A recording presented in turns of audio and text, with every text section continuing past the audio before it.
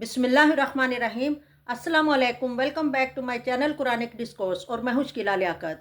मोअज़्ज़ज़ नाज़रीन, आज मैं ज़िक्र करने वाली हूं हज़रत बिलाल रज़ियल्लाहु ताला अन्हा का। वो बिलाल जिनके होंठ मोटे, रंग काला, मगर हजूर अकरम सल्लल्लाहु अलैहि वसल्लम ने फरमाया कि ए बिलाल, मैंने जन्नत में अपने कदमों से पहले तुम्हारे कदमों की आहट सुनी है।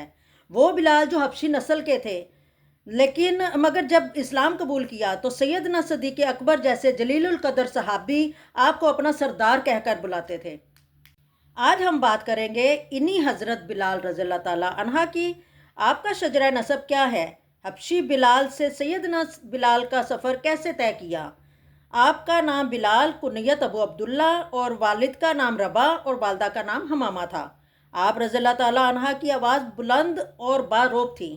हजूर अकरम सल्लल्लाहु अलैहि वसल्लम के ऐलान नबूवत से पहले अरब में रंगो नस्ल का इम्तियाज़ बहुत बढ़ता जाता था, लेकिन हजूर ने ऐलान नबूवत के बाद हजूर सल्लल्लाहु अलैहि वसल्लम ने इस रंगो नस्ल के इम्तियाज़ को ख़त्म कर दिया। हजूर सल्लल्लाहु अलैहि वसल्लम ने हज़रत बिलाल को वही हैसियत दी जो हज़रत अबू बकर सिद्दीक़, हज़रत उस्मान गनी रज़ियल्लाहु ताला अन्हा और हज़रत उमर रज़ियल्लाहु ताला अन्हा और हज़रत अली करमल्ला वजह को दी थी। आपके अबा वजदाद शुरू में हबशा में क़याम पज़ीर थे, फिर हिजरत करके अरब आए।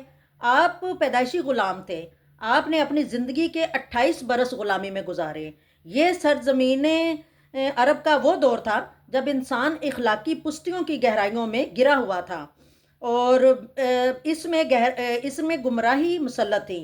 और इस दौरे जहालत में वो तबका ग़ुलामों का था जिसे इंसानी हकूक़ मिलना तो दूर की बात, उनको सुकून से अपनी ज़िंदगी गुजारने का भी हक ना था।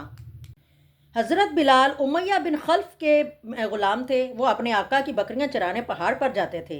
एक दिन उनका गुज़र गारे हिरा की तरफ से हुआ और जहां रसूल करीम सल्लल्लाहु अलैहि वसल्लम अपने यार गार अबू बकर सिद्दीक़ के साथ तशरीफ़ फरमा थे। अल्लाह के रसूल सल्लल्लाहु अलैहि वसल्लम ने इस हबशी जवान को देखा तो उन्हें पास बुलाकर फरमाया, मैं अल्लाह का रसूल हूँ, तुम्हारी इस्लाम के बारे में क्या राय है? हज़रत बिलाल तो पहले ही हजूर सल्लल्लाहु अलैहि वसल्लम से मुतासर हो चुके थे। हज़रत बिलाल के मुंह से निकला, मैं आपके दीन को अच्छा पाता हूँ। हज़रत बिलाल वापस लौट आए, मगर उनका दिल वहीं रसूल अकरम सल्लल्लाहु अलैहि वसल्लम की तरफ ही रह गया। दूसरे रोज़ फिर बकरियां लेकर वहीं पहुँचे और नबी करीम सल्लल्लाहु अलैहि वसल्लम की सादा बातें सुनी तो दिल बेकरार हो गया और आपने इस्लाम की पुकार पर लब्बैक कहा और कलमा शहादत पढ़ा। हजूर अकरम सल्लल्लाहु अलैहि वसल्लम की ग़ुलामी की सनद हासिल फरमाई और आपके मुरीद होकर इस्लाम की दौलत से माला माल हो गए। इस वक्त हज़रत बिलाल रज़ियल्लाहु ताला अन्हा की उम्र 28 बरस थी। आप उन पहले 7 खुश नसीबों में से हैं जिनके लिए इस्लाम ने अपने दरवाजे खोल दिए थे। ये वो दौर था जब हजूर सल्लल्लाहु अलैहि वसल्लम फ़िलहाल राजदारी से अपनी तबलीग फरमा रहे थे, लेकिन इस्लाम का मुनफरिद और पाकीज़ा रंग ज़्यादा अरसा कुफ़ार मक्का से पोशीदा न रह सका। उन्होंने जल्द ही महसूस कर लिया कि इनके साथ बाज़ साथी, ख़ास तौर पर ग़ुलाम और ख़वातीन में तब्दीली आ गई है। उमैया बिन खल्फ को जल्द ही ये खबर मिल गई कि उसका ग़ुलाम बिलाल हजूर सल्लल्लाहु अलैहि वसल्लम का ग़ुलाम बन गया है और इसका शुमार हजूर सल्लल्लाहु अलैहि वसल्लम के साथियों में होता है। इस जुर्म में उमैया बिन खल्फ ने हज़रत बिलाल पर जुल्म सितम के पहाड़ तोड़ना शुरू कर दिए।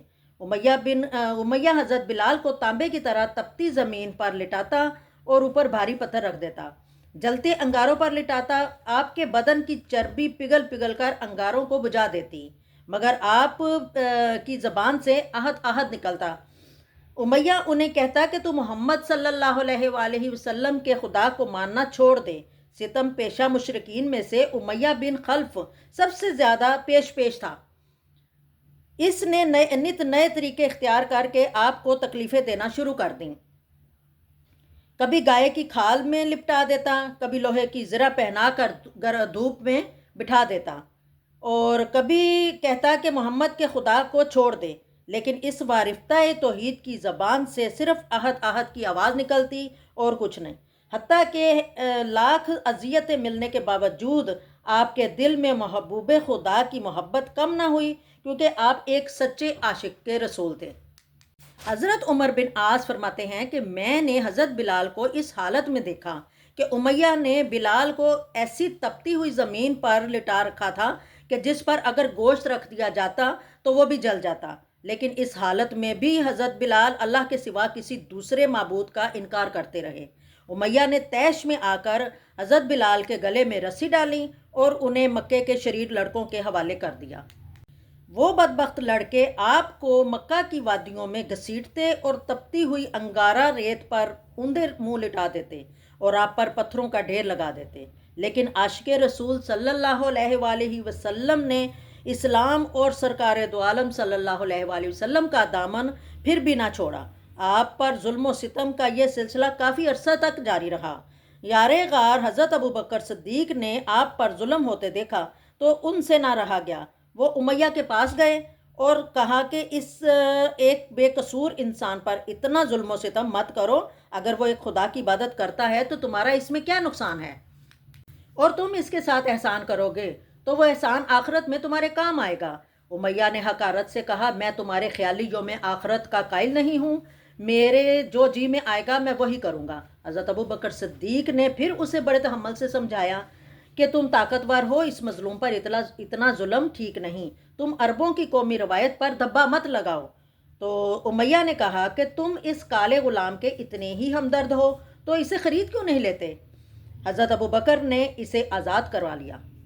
حضور اکرم صلی اللہ علیہ وآلہ وسلم کو یہ خبر ملی تو آپ بہت خوش ہوئے، اور حضرت بلال حبشی اب آزاد تھے اور اپنا سارا وقت آقا کریم صلی اللہ علیہ وآلہ وسلم کی خدمت میں گزارتے اور قرآن پاک کی تعلیم حاصل کرتے۔ جب ہجرت کا وقت آیا تو حضرت بلال بھی ہجرت کر کے مدینہ چلے گئے۔ رسول کریم صلی اللہ علیہ وآلہ وسلم نے مہاجرین و انصار کا مواخات قرار دیا۔ حضرت بلال مدینہ پہنچے تو حضرت سعد بن خزیمہ کے مہمان ہوئے اور حضرت کو حضرت ابو ردیہ کا بھائی بنایا گیا، جس سے آپ کو بہت زیادہ محبت تھی۔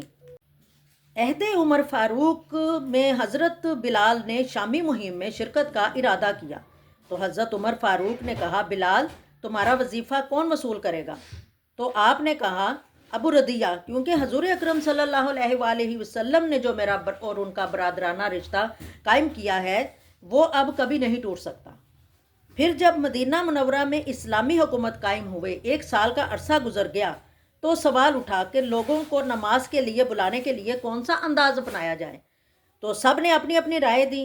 ابھی یہ بحث چل ہی رہی تھی کہ حضرت عبداللہ بن زید حضور اکرم صلی اللہ علیہ وآلہ وسلم کی خدمت میں حاضر ہوئے اور انہوں نے عرض کی، یا رسول اللہ، مجھے خواب میں ایک شخص نے اذان کے کچھ کلمات سکھائے ہیں۔ حضور صلی اللہ علیہ وآلہ وسلم نے وحی الہی کے ذریعے ان کلمات کی تصدیق فرمائی اور انہیں پسند فرمایا۔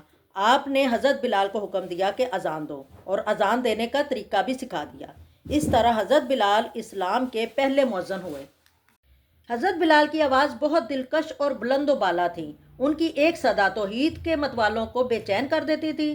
سب لوگ ان کی آواز سن کر سب کام کھیل چھوڑ کر نماز کے لیے اکٹھے ہو جاتے تھے۔ جب جماعت اکٹھی ہو جاتی تو آستانہ رسالت پر کھڑے ہو کر آپ کہتے، حیا علی الصلاۃ حیا علی الفلاح، الصلاۃ یا رسول اللہ، یعنی یا رسول اللہ جماعت تیار ہے۔ پھر حضرت صلی اللہ علیہ وآلہ وسلم تشریف لاتے اور نماز پڑھاتے، اور آپ کی صدائے اللہ اکبر مسلمانوں کو اللہ کے سامنے سر بسجود ہونے کے لیے سب بسب کھڑا کر دیتی۔ حضرت بلال حضور اکرم صلی اللہ علیہ وآلہ وسلم کے ایک سچے عاشق تھے۔ تو معزز ناظرین، ویڈیو پسند آئی ہو تو کمنٹ ضرور کریں اور چینل کو سبسکرائب کریں، ویڈیو کو زیادہ سے زیادہ شیئر کریں، لائک کریں۔ تو ملتے ہیں اگلی ویڈیو لے کر، تب تک کے لیے اجازت دیں، اللہ حافظ۔